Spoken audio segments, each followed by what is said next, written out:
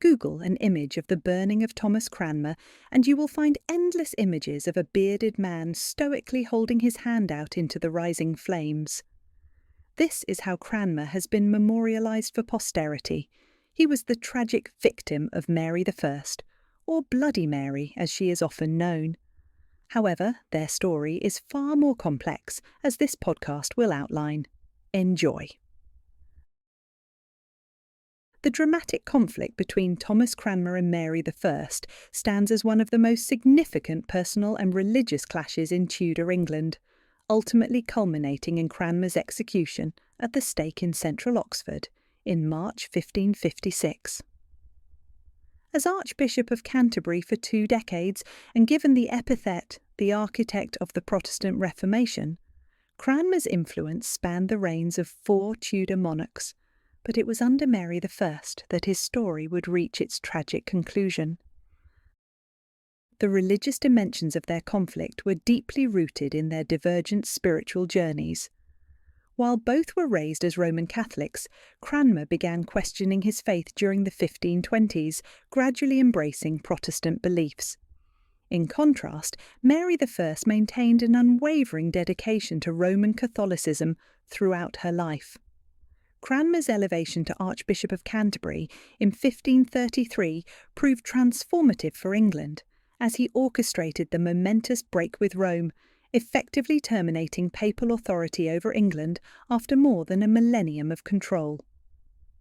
His subsequent reforms, including the Act of Uniformity in 1549, 2 revolutionary books of common prayer, 1549 and 1552, and the 42 Articles of 1553, represented direct affronts to Roman Catholics, particularly Mary I. The personal dimension of their conflict ran even deeper, rooted in Cranmer's role in the destruction of Mary's family unit.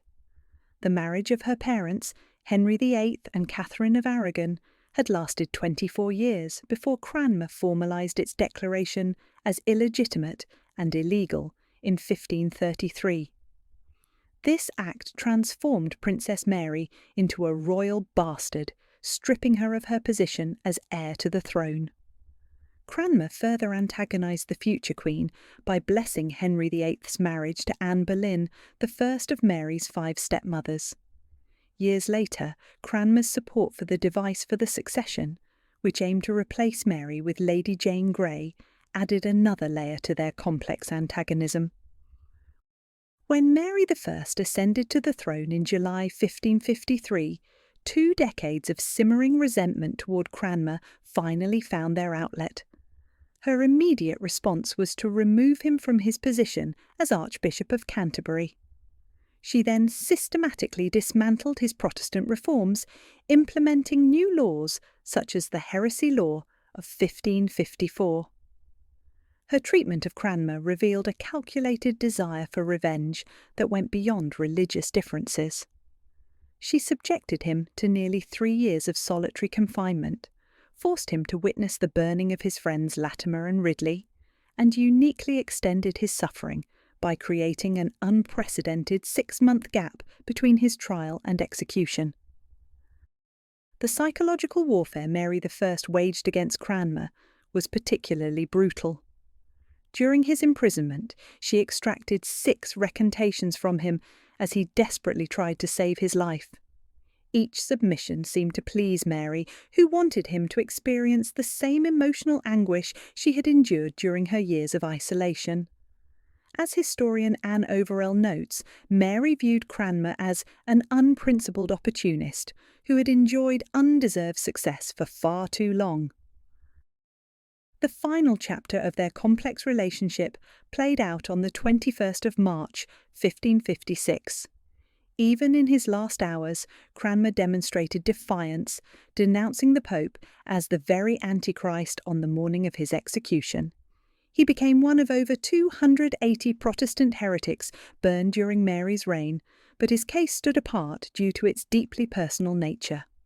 While religious differences formed the foundation of their conflict, the clash between Protestant Reformation and Catholic Orthodoxy, the personal vendetta stemming from family betrayal, added a profound dimension to their antagonism.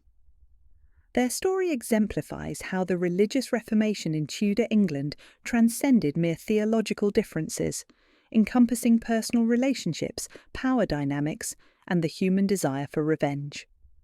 The conflict between Thomas Cranmer and Mary I remains a powerful illustration of how religious conviction and personal grievances can become inextricably intertwined in the course of historical events. Thank you so much for listening to my podcast. I hope you found it interesting. Please leave a like and consider subscribing. I find the hagiolatry surrounding Thomas Cranmer very hard to swallow. In the same way, I find it infuriating that Mary I is always the Tudor baddie. He was not foolish enough to believe that he would be immune from prosecution under the heresy law. He had the opportunity, one which hundreds of other English Protestants took, to go into self-imposed exile on the continent.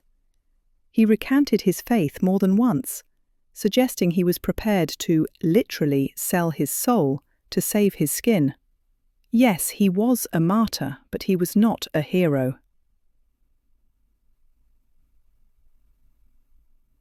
And relax. Once again, thank you for your support. It means a great deal to me.